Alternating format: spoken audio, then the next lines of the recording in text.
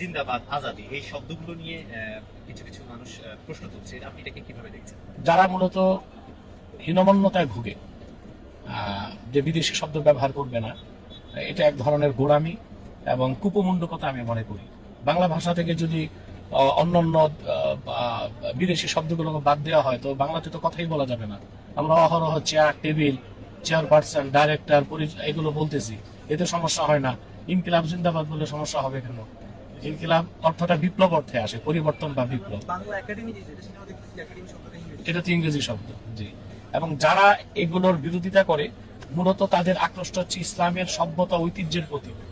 সেটাকে তারা মুখ খুলে বলতে পারে না, বিভিন্ন ভাবে নিয়ে বিনিয়ে বলে থাকে। আপনি কিভাবে দেখছেন ইনকিলাব জিন্দাবাদ বলা? হ্যাঁ, অবশ্যই বলা যাবে। যেহেতু জুলাই আন্দোলনটা হয়েছে পরিবর্তনের লক্ষ্যে, বিপ্লবকে সামনে রেখে, অতএব ইনকিলাব শব্দটার অর্থ হচ্ছে পরিবর্তন বা বিপ্লব।